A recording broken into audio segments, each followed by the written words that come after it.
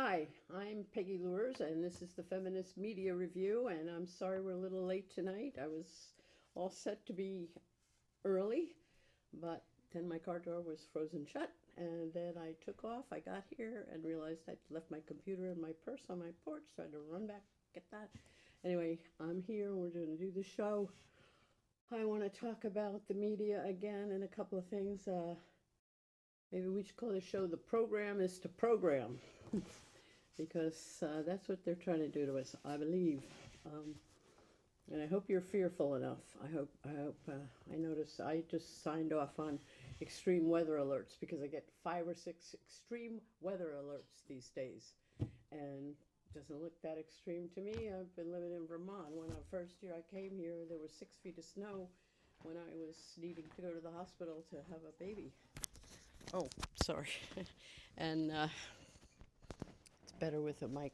So I don't think it's such extreme weather. I think there's a lot of be fearful, be fearful, be fearful, and wait for the experts to tell you what to do. And I think that's a lousy way to live life. It's, I think, be self-sufficient and be alert and be conscious is a better thing. And so you can listen to alerts. Sometimes it's very important, but when I get 5 or 6 extreme emergency weather alerts every day, I don't think that that's really happening.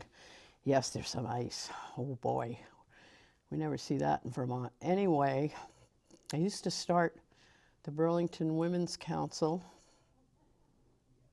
with our first item on our agenda was always something called hell raising. I think I'm going to do some rants here. So here's my little rant that I may be familiar, but I'm going to give it anyway. I am sick of hearing about civility in the media. I would care if someone ever stomped on the president to be civil, but no one ever does. They give his every single word and every single tweet airtime. They've enabled Il Duce's foulness and give his every idiotic lying tweet press. The media is responsible for far worse than incivility. They're responsible for censoring decent candidates to focus on every drumpf, horror, and stupidity. They're responsible for constantly promoting war and glorifying the war machine. They're responsible for turning every political commentary into a horse race and ignoring all the substantive things going on that truly impact our lives and the earth. They could have used their platforms to raise the education and civility levels, but they have opted always for sensationalism and profit. Let's get upset that a woman cursed is more of that. To the mainstream media on the subject of civility, I say STFU, motherfuckers, because you are promoting war. You are always promoting war, and you have denied climate change. Now in Australia, the Rupert Murdoch machine, Australia's lovely gift to us, Rupert Murdoch and Fox News, the Murdoch machine is working very hard to promote the idea that Australia's fires had nothing to do with climate change and everything to do with arsonists. That's the line they're pushing out in Australia from Rupert Murdoch and company, because they don't want to upset any right-wing politicians. Neither does anyone in America, including oftentimes the Democrats. Anyway, so one of the things I'm sort of on this theme that I'm on right now, which is that media, like a budget, media choices are moral choices. And our media chooses always to promote war, always to look at everything as a horse race, and to give this wreck of a president every moment he wants on television. We hardly saw Obama when he was in office on TV, but seems like the media can never give us enough of Mr. Trump. I don't even want to see him. There he is again, always. And they don't tell you any of the real stuff. For example, one particular thing that has been going on for many years, it starts with Ronald Reagan, and they meant to do this. Ronald Reagan and the Republicans decided what they should do is, when they're in power, they would spend all they want and on the things that they only ever spend money on, which is tax cuts for the rich and the war machine. That's what they like. That's what they do. Nothing that promotes life or health or civility. that they like to talk about. They like to talk about civility when somebody from, gets sick of their garbage and actually confronts one of them in a restaurant or something. Oh, then it's incivil. But when they're responsible for killing people, that is business as usual. But one of the things that they decided to do that has been consistent, and you should recognize this pattern if you've paid attention at all, and that is whenever the Republicans are in office, as they are now, big tax cuts for the rich, big blow up of the military budget, although all too many Democrats voted for that as well. And so then the Republicans yell, oh, the Democrats are, when the Democrats say we need health care, we need free college, we need a minimum wage of at least $15, and that isn't even enough. We need to pay workers, we need to respect workers, and we need to let, when people go to college, what are they doing? They're preparing to work. They're preparing to be used by the upper echelons, the corporate masters, to work for them. And there's no reason that they should have to pay to train themselves to be slaves to this corporate whatever it is, corporate oligarchy that runs this country. Other countries do free education. This country, California, until Reagan came in, had free college. New York City always had New York State always had great colleges, and actually Governor Cuomo is promising to bring some of that back, which is a good thing. But what the Republicans do is they yell and scream that the Democrats spend too much money. Well, it's only ever when we're talking about money that goes for health care or education or something that's actually good for people. When it's money for some stinking war, for some lying stinking war, for lying us into some stinking war like the Iraq War, plenty of money for that. Never enough money for the military. Never enough money to send to Lockheed Martin and Boeing and all the rest of the military contractors.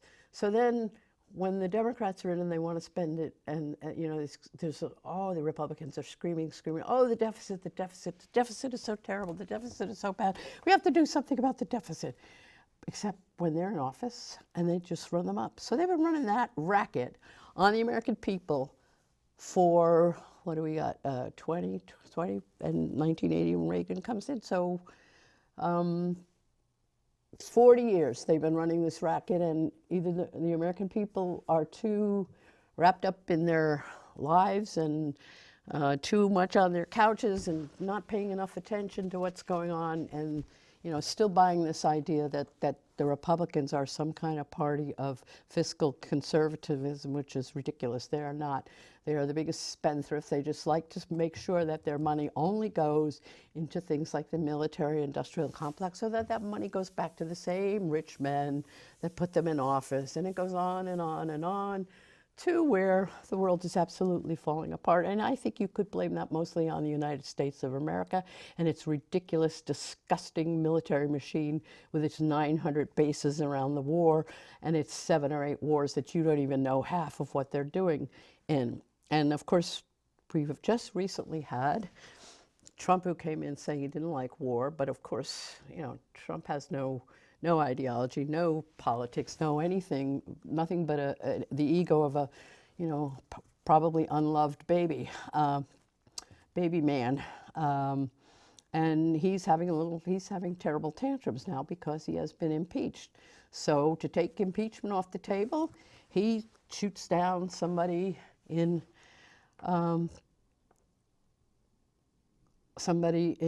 that he thinks will upset the Iranians, and they did upset the Iranians, and he shoots Solomon down, and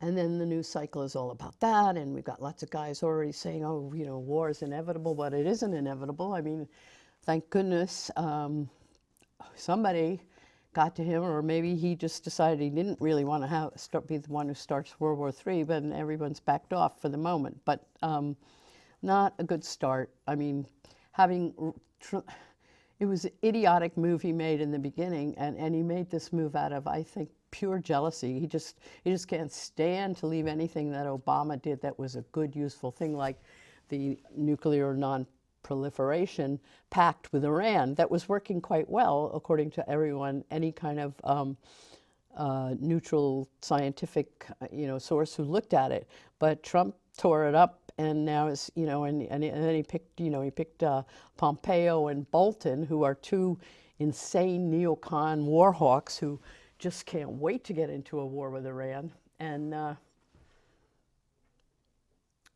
that helped him do what he's just done. So this was, I can't wait to see this man out of office. It cannot happen soon enough for me. I think Nancy Pelosi should, I think all of the other crimes that he's committed ought to be part of what goes on. So once again, I will repeat that your major media is propaganda. It is propaganda for you to buy, so that you will buy into the empire's wars, as you did, as they carried on about Saddam Hussein's weapons of mass destruction, which of course was a lie. We know that was a lie. But we had a tremendous war, and we did nothing but destroy any kind of peace and stability in the Middle East, not to mention how much was added to climate chaos by all of the bombing and fires and oil fields on fire. And, the military, the United States military is the world's biggest polluter, bar none. Nobody does more damage to the earth than the United States military, even locally. The guys that practice up here at the Air National Guard, they like to talk about this as do I have a call? No. They like to talk about flying those planes as punching a hole in the sky. That's a nice respect for nature. That is absolutely missing, and is absolutely why we're in the horrible situation we are in, which means, that we may not have any more civilization in another 20, 30 years. We saw what just happened in Australia. Rupert Murdoch and the Scott Morrison, the Prime Minister of Australia, all want to protect building a great big coal mine in Australia. And Australia is so sunny and so hot, there's no reason the whole place couldn't be solar, except that the only reason that anything gets done, and it's an idiotic, stupid, destructive, killing reason, is capitalism. Capitalism, which is a grow or die economic system, a grow or die like cancer. It just keeps growing. It doesn't matter if it's terrible growth, and everything that it does that's horrible is called an externality, so they don't have to worry about dumping stuff into the lake or dumping stuff into, Trump came in saying he was going to drain the swamp. Well, the swamp is actually a very useful, natural part of the world, has wetlands, have extreme uses. He did drain this swamp, and he replaced it with a cesspit of pollution and garbage and lobbyists for the corporate empire. That's what he drained it for, to replace it with something far worse than a swamp. A swamp is useful. A swamp is natural. A swamp has a purpose on the earth. Donald Trump does not have a purpose on the earth. The only good thing he's done is woken up people to just how awful our system is. A lot of people, even though he still has those followers. So I wanted to say, please get wise to this idiocy that the Republicans pull on you. Most of the money that taxpayers pay, the hugest part of our budget, all goes to the military. And nobody's, we need some kind of protection against attacks, but we do not need to be the policemen of the world. We're not very good policemen, because we don't really care about law and order, or we don't really care about morality. We only care about profit. That's what capitalism is. All it cares about is profit. And if you're a corporation, all you have to worry about is profit. I'm sick of seeing even people like Tom Hartman. Oh, well, we can't blame the corporation because their instructions are to just make a profit. Well, once upon a time, they had charters where they had to serve a social purpose. They don't anymore. And they don't. And they never really have. So we have got to wise up to that's what's going on. There is plenty of money for the things that we need, and we just have to keep it out of the hands of greed. So another thing that I found that I thought was extremely interesting, and I'm going to recommend this man. We'll see if we can get this up on the screen for a minute, because I thought this was one of the best things I'd seen in ages. This guy's name is Jonathan Haidt, and he's doing something called anti-fragility, and I thought this, and especially for the teachers out there, I recommend this video is on YouTube. It's called The Happiness Hypothesis, and he's talking about, he's had to make up the word fragility, anti-fragility, or someone else made it up, and that's because there was no word in the English language for anti-fragility. It's a word for fragility, just like there is a word in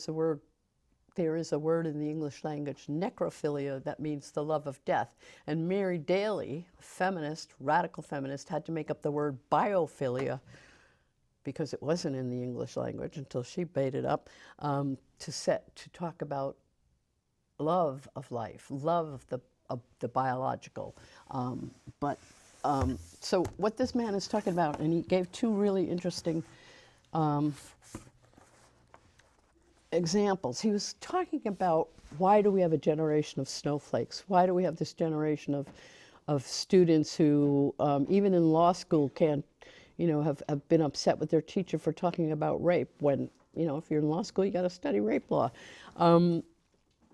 These super fragile students and these super fragile people who, you cannot disagree with them because, well, in my case, they called 3 police cars because I was going to go to an event and they knew I disagreed with them somewhere, even though it wasn't going to come up that night. But, 3 cop cars had to be there to make sure I didn't go to an event for Robin Lloyd with WILP, an organization that I'm part of.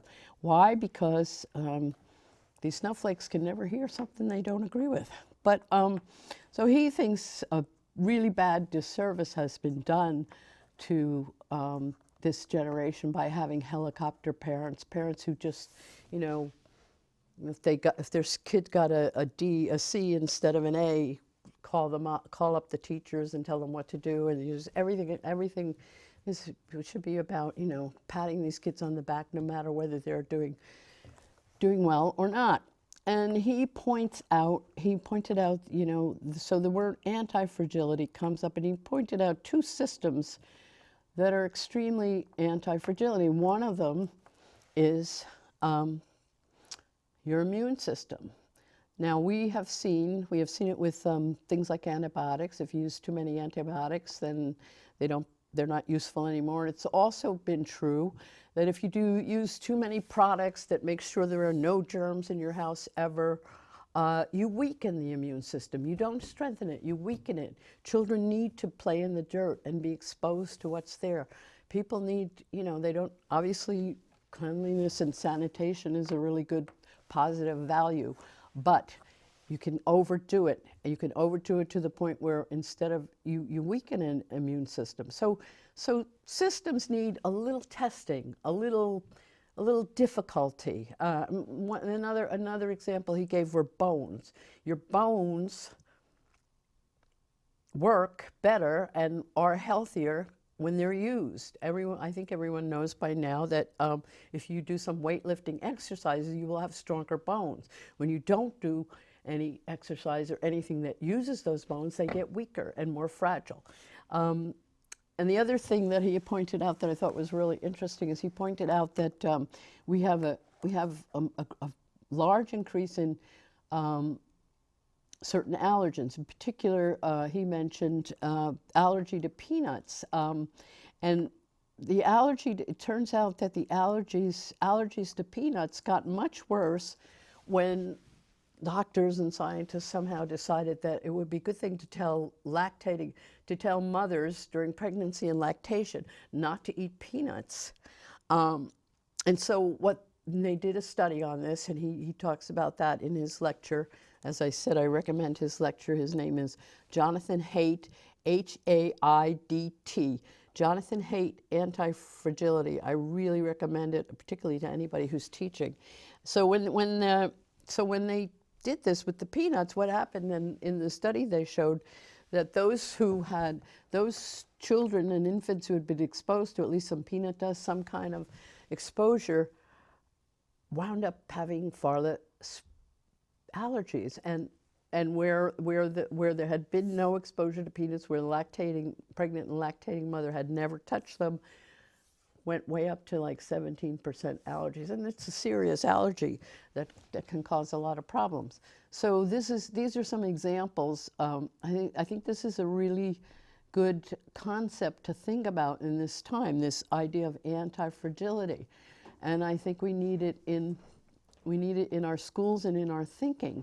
We need to have people who can. We need to bring back critical thinking, which seems to have gone out the window. In recent years, in terms of a lot of the thinking that's or non-thinking that's going on out there now, with the very woke, it's all about their feels. But critical thinking is still very important. It's not everything. I mean, I'm someone who has been here and said at other times, one of our problems is not being emotional enough. I mean, I think, we should be emotional about the fact that the earth is being destroyed by capitalism and war and militarism and patriarchy for sure, because patriarchy, it starts right there with the patriarchy's lovely little Bible story. What does that lovely little Bible story tell us? It tells us that nobody comes through women. Eve comes out of Adam's rib, and man is in charge of everything on earth. He's going to be the steward, and he's also going to be in charge of women, and she's going to suffer in childbirth and blah, blah, blah. No, that wasn't how it was before patriarchy. It's not how it has to be. So patriarchy is very much necrophiliac, very much about domination. It makes every sense in the world that the economic system that has predominated in the patriarchal world is capitalism, and now corporate capitalism, which is and corporate capitalism married to militantism, married to politics, pretty much the elements of fascism as well. So we need to understand that this is where a lot of things are coming from. I have to turn this guy off. But I like this concept of anti-fragility because, we need to be tested a little. We don't let kids go outside anymore. I got to run around the Bronx when I was a kid. I mean, they'd have put my mother away for that now, but I think it did me good. I think I definitely learned a lot on how to take care of myself. And doing that, and I think this, this hovering around children is not good, and then they grow up to be these, going to college, and one of the examples he used with that there was going to be a debate, I think it was at Brown, and there was going to be two women debating rape culture, whether there is rape culture or whether there isn't. Now, I would come down heavily on the side of there is rape culture, and I might not love what the woman who opposes that says, but I would personally be interested to know what the person who says it isn't a rape culture has to say. For one, it would help me with my own arguments. For two, she might tell me something I don't know, and I might learn something and change my opinions. I have changed my opinions about some things because of new information. So these people are shutting out information. It just happened now that an event in New York that was going to be a big event, people were coming from England and other countries, it was going to be called, and Canada, and called Cancelled Women, sponsored by the Women's Liberation Front, Wolf, and 6 days before it was to happen, the New York Public Library canceled that event, canceled the evening of Cancelled Women, and no one talks about this. I hear people debating about whether we should have censorship in the social media. We have censorship in the media, it just only affects women. So that's your media, patriarchal, corporatist, militarist, miserable, causing the death of the earth, causing the breakdown of the social contract, and don't watch it. It's nothing but propaganda and commercials. There's a lot of good independent media. Find it.